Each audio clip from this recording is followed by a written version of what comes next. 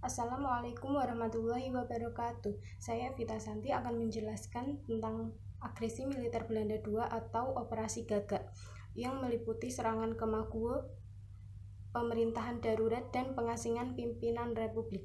Agresi militer Belanda II atau Operasi Gagak terjadi pada 19 Desember 1949 yang diawali dengan serangan terhadap Yogyakarta sebagai ibu kota Indonesia pada saat itu. Pada hari pertama agresi militer Belanda II, mereka menerjunkan pasukannya di pangkal udara Maguwo dan dari sana menuju ke ibu kota Republik Indonesia yaitu di Yogyakarta. Kabinet mengadakan sidang kilat. Dalam sidang itu diambil keputusan bahwa pimpinan negara tetap tinggal di dalam kota agar dekat dengan Komisi 3 Negara atau KTN sehingga kontak-kontak diplomatik dapat diadakan. Selanjutnya adalah serangan ke Maguwo. Pada pukul 6.45 pagi, para pasukan mulai diterjunkan ke Maguwo. Seiring dengan penyerangan terhadap bandar udara Maguwo, pagi hari pada tanggal 19 Desember 1948, WTM Bill berpidato di radio dan menyatakan bahwa Belanda tidak lagi terikat dengan persetujuan Renville. Penyerbuan terhadap semua wilayah Republik Indonesia di Jawa dan Sumatera, termasuk serangan terhadap ibu kota yaitu Yogyakarta, yang kemudian dikenal sebagai agresi militer Belanda II telah dimulai.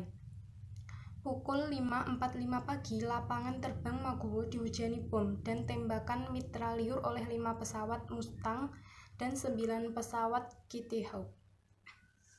Pada pukul 6.45, 15 pesawat Dakota menerjunkan pasukan KST Belanda di atas Maguwo.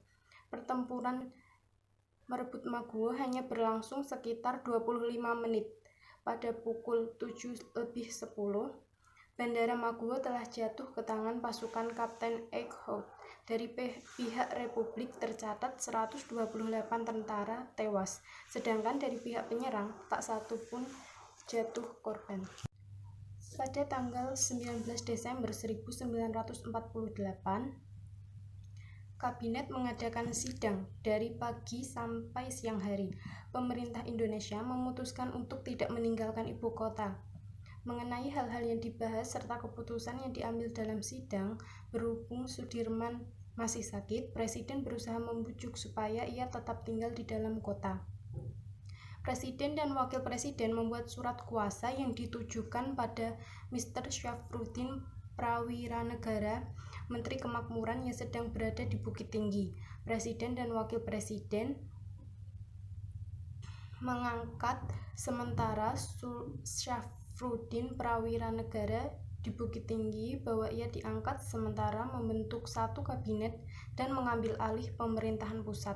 Pemerintahan Syafruddin ini kemudian dikenal dengan pemerintahan darurat Republik Indonesia. Pada pukul 7 waktu Indonesia Barat, tanggal 22 Desember 1948, Kolonel Dra. Van Langen memerintahkan para pemimpin Republik untuk berangkat ke Pelabuhan Udara Yogyakarta untuk diterbangkan tanpa tujuan yang jelas. Selama perjalanan dengan menggunakan pesawat pembom B-25 milik Angkatan Udara Belanda, tidak satu pun yang tahu arah tujuan pesawat. Pilot mengetahui arah setelah membuka surat perintah di dalam pesawat. Akan tetapi tidak disampaikan kepada para pemimpin Republik. Setelah mendarat di Pelabuhan Udara Kampung Dul Pangkal Pinang atau Bandar Depati Amir, para pemimpin Republik baru mengetahui bahwa mereka diasingkan ke Pulau Bangka. Akan tetapi rombongan Presiden dan Wakil Presiden serta Menteri Luar Negeri terus diterbangkan lagi menuju Medan, Sumatera Utara untuk kemudian diasingkan ke Brastagi dan Parapat. Sementara itu, beberapa pejabat negara lainnya diturunkan di Pelabuhan Udara Kampung Dul Pangkal Pinang dan terus dibawa ke Bukit Menumbing Mentok dengan dikawal truk bermuatan tentara Belanda dan berada dalam pengawalan pasukan khusus Belanda. Nah, itu tadi adalah penjelasan singkat mengenai materi agresi militer Belanda II. Sekian, terima kasih. Wassalamualaikum warahmatullahi wabarakatuh.